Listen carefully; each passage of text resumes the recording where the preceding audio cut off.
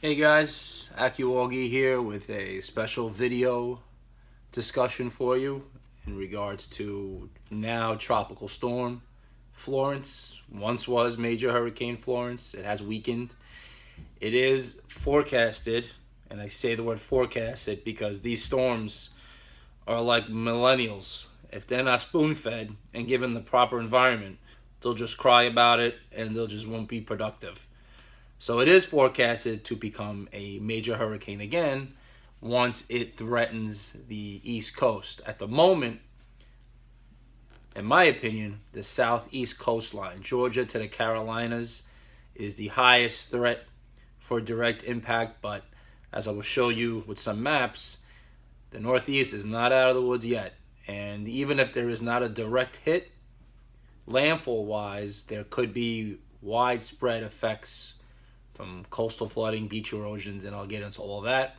I wanted to introduce a special guest to today's segment. It's my good pals, the Mexican salsa dancers. I don't have names for them yet. Feel free to, in the comment, fill in some names. Keep it clean. Thank you very much. And let's get into it. Okay, guys, I have a couple of maps to show you.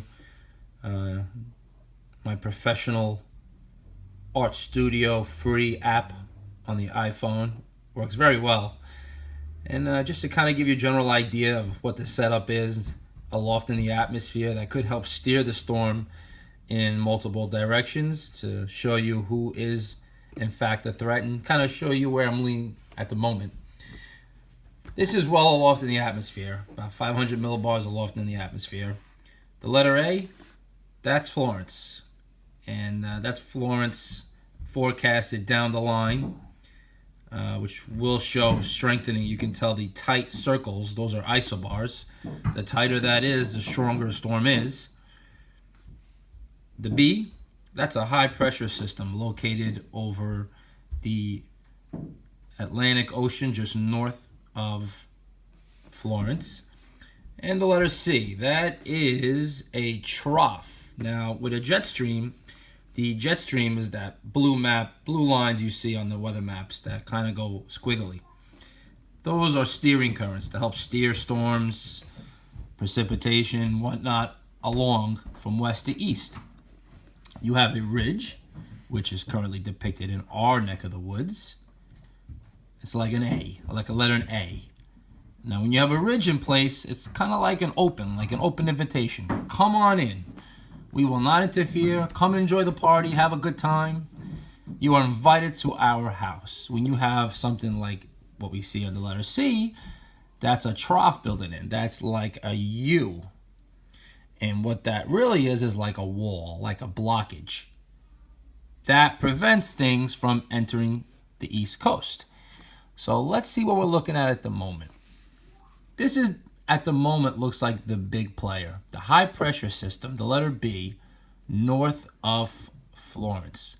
The actual strength of this high pressure system, I think, ultimately will determine where it goes. Now, as you can see, hurricanes, tropical systems, they like to travel where it's most favorable.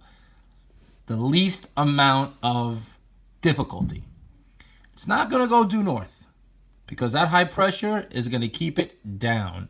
Actually, what it's doing is blocking it. So if it wants to go north, it's just going to keep it down and at the same time bring it west. Kind of like a squeeze play. Really, the safest place for Florence to go during this time frame would be due west, maybe with a slight southwest arc to it. Now,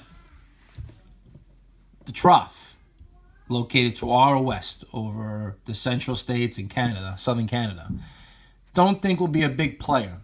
It seems like it's too far west to really interfere or affect Florence. Now, normally this could be a saving grace.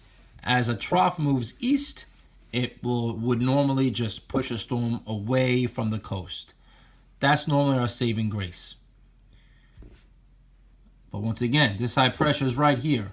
The actual strength of this high pressure, the stronger it is, the more influential it will be in the track of Florence. If it maintains a strong a high pressure, a strong high pressure, it should keep Florence primarily to the south and south and west and allow it to make a landfall somewhere between Georgia up to Hatteras in this area. But if it decides to weaken, notice here, not much of an influence. Major influence, high pressure to our east, impacting the track. Minimal influence, and perhaps just well north and east. Something like that would allow Florence to come much further north, and perhaps even more north than indicated here.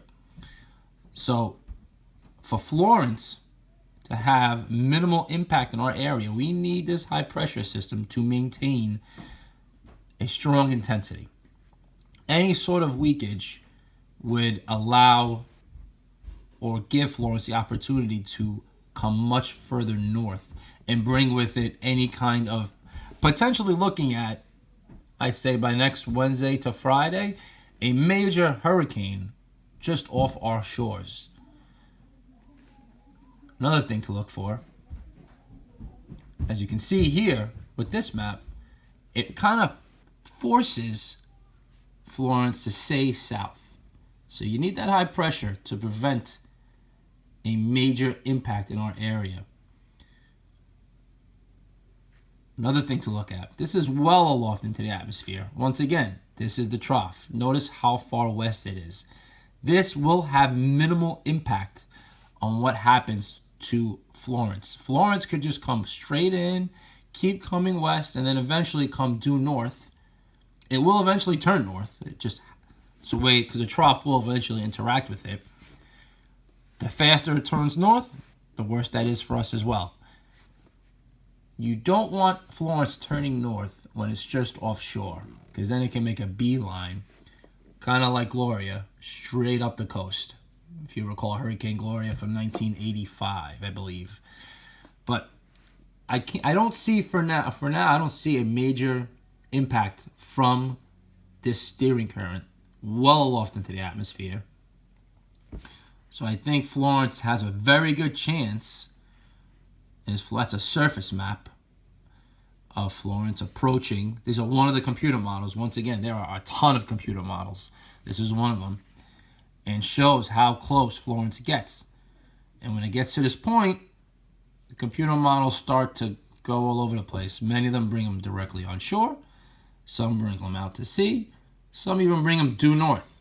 Now, even if this does go inland over, say, the Carolinas, and eventually comes north, you're going to get a ton of rain in our area, much less wind, but there could be gusty winds that could cause problems, and you will get a ton of storm surge and coastal flooding, more coastal flooding, from the wind being constantly off the Atlantic and just battering the coast. So even with a track inland to the Carolinas and then weakening as it comes north, you're looking at impact from that late next weekend. Now, if this high pressure here weakens, notice how you got a strong high pressure further south, weak high pressure further north, and it could go further north. If Florence comes further north without much land interaction, that scenario could be problematic in terms of wind, storm surge, beach erosion, and that would be really the worst case scenario for us. At the moment, I don't foresee that. It's still way out there, guys, in the game. There's a lot of changes that will happen in the next, I would guess, 48 to 72 hours. You will see model deviations, but the models have been steadily pushing it further south. And at the moment, I think primary area of concern is from anywhere from Georgia up to Cape Hatteras. This area here really needs to be on the lookout. If you have any friends down there, family, if you're planning a visit down there, you really have to keep an eye on Florence. Could be a major player for the middle of next week. All right, guys, that's it for today. Might send out another video. See how tracking Florence goes over the next 48 hours. If it looks like that high pressure is going to weaken and Florence could be more influential in our neck of the woods, then I will definitely do another video. I feel like this is an easier way to show you things. Let me know if you like it. Give me some feedback. If it remains more of a southeastern coast storm, then I won't send another video. Maybe just an update via text, just to give you an idea that, you know what, we're still looking okay. But once again, even a storm impact to our south will have outer effects. So especially those of you right on the shores, and you know, Sandy had made a permanent impact on our coastal communities, so you will have to monitor that. Rainfall for everyone could be an issue, but if we can keep him south, then wind wouldn't be as a concern as a more northern track. But I'll keep you posted as always. Have a great day, guys.